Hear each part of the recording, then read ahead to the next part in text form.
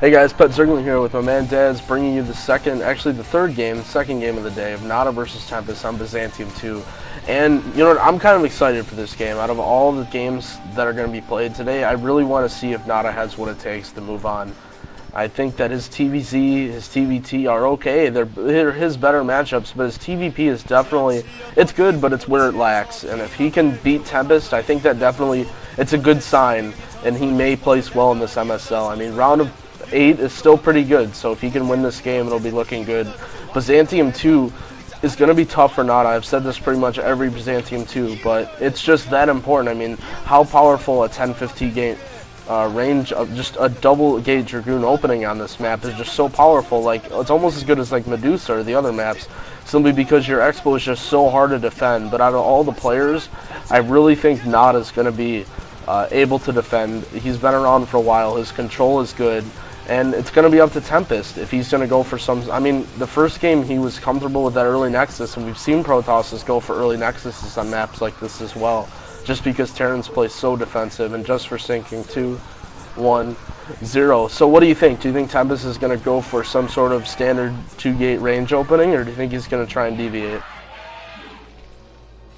I have no idea what he's going to do, but if it was me, I would go for... unless you're cross positions. If it was me, do a 10-15 gate, scout on 10, and if you find him, like, you know, keep going. If you scout down and he's in a cross position, then just switch it up and just take your Nexus early. So that's personally what I would do.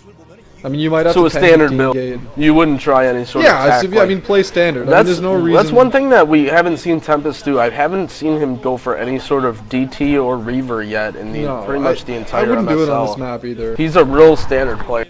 And I don't know if that really benefits him against players like NaDa, who are like real creative. They like to move around their build, and they may not have perfect turret engineering day timing every single game for those kind of tech builds. I don't know. I mean, it's all situational, I think. Although I like that Tempest doesn't really do a lot of shenanigans. Like, I'm not a huge fan of watching just like straight up DT rushes. I mean, using DTs I have no problem with if you can get creative with them. But like, I don't know. There's some things that just bug me. Like proxy DTs, I think is just kind of gay and shit. But if you do it the right way, it's a legitimate strategy, but there's a lot of wrong ways to do it. Not wrong in the sense that it's going to cost you the game or it's bad, but it's just kind of gay as shit. So, I don't know. I mean, personally, I think it's more fun to watch if a player doesn't go, you know, doesn't do that kind of stuff.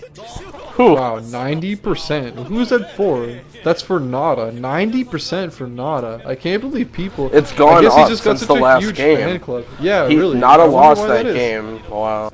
But look at that, NaDa's early scout, and oh my god, this is so frustrating to watch. Okay, 14 like, out of all the different things that would have happened, this is so tough for a Terran to have to last scout the Protoss against an early Nexus, and this happens, it seems like every time. The Protoss just have this special ability when they know the Terran isn't going to scout them. And one thing to point out, though, just like we were talking about last game, NaDa's early scouting, is he likes to scout early, and this may give him an advantage. I mean, if he can see that early Nexus in time, he could still go for some sort of Marine attack. You know, not to say that he would do that. NaDa seems like more of a person who would use the second factory. But nowadays, mostly we see players go for the Marine SCV attack or a CC of their own.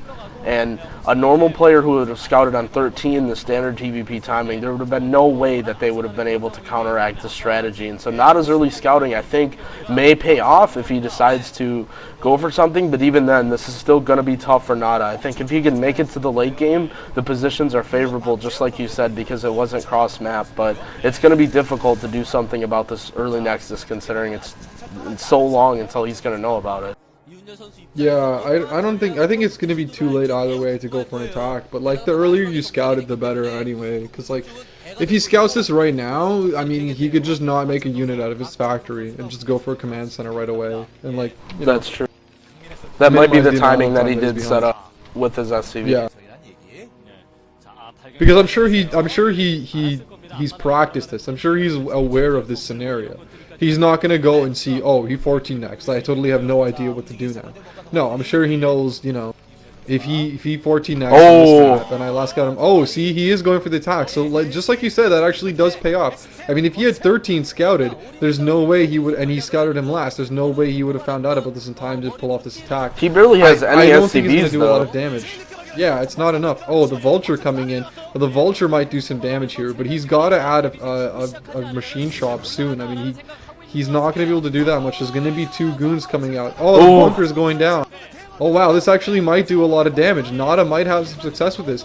You know, I mean, as long as he kills a lot of probes, it's gonna be a success. I hope Tempest is attacking the SCV on the bunker. He isn't. Holy crap! He's not. That oh bunker's my God, gonna beat it up. Gonna go up.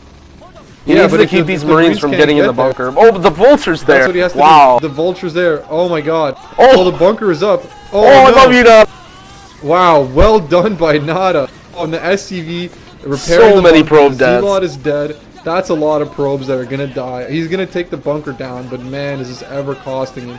And this is exactly what NaDa needed to do to get back in this game. There's another vulture there, but that vulture... Oh man, he's gonna take down the dragoon. So he has a chance to kill even more probes with this vulture. Okay, no, he's just gonna run it away and just kind of hold his ground. I mean, that was well done by NaDa. That's exactly what he needed to do. And I mean, there's a... Oh, he's got like 6 probes, man. Oh, that sucks for Tempest, dude. He is in a fucking world of trouble.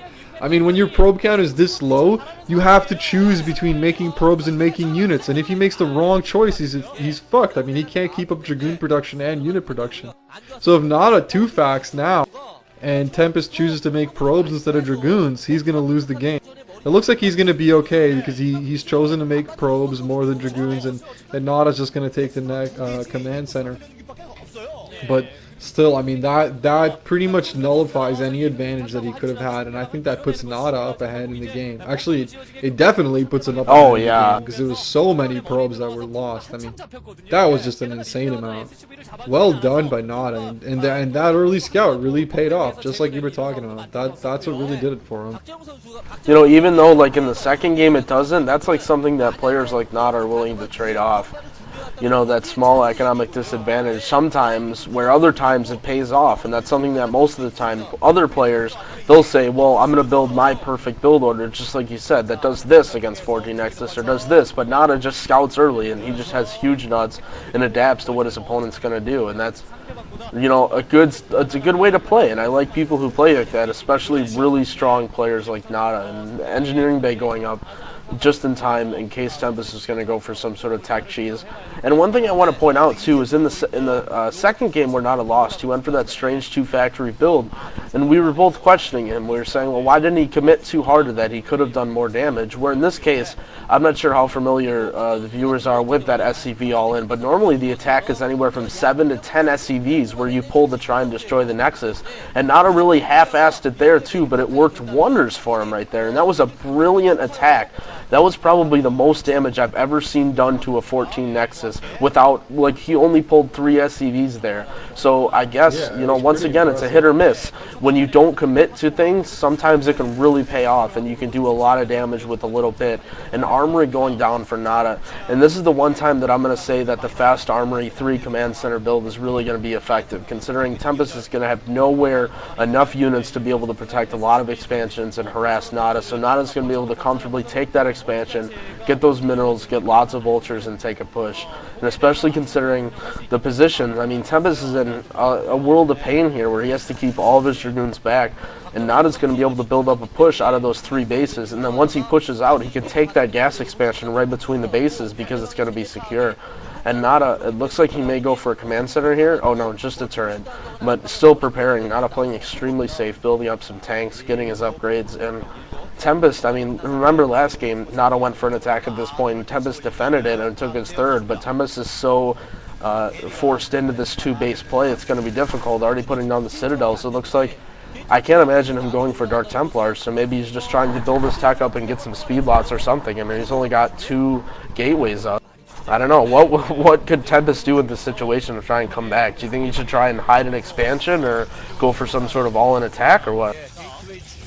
He's got to do something. He can't really hope to hide an expansion versus a Terran, because I mean Terrans expect you to expand and they will be scouting constantly. And not as a fucking pro gamer, so he will be checking for every single expansion. As you can see on the mini-map, there's a little red dot running around. That's exactly what he's doing. At this point, he has two options. He has to either go for some kind of aggressive tech, or try for maybe a push break or an expansion.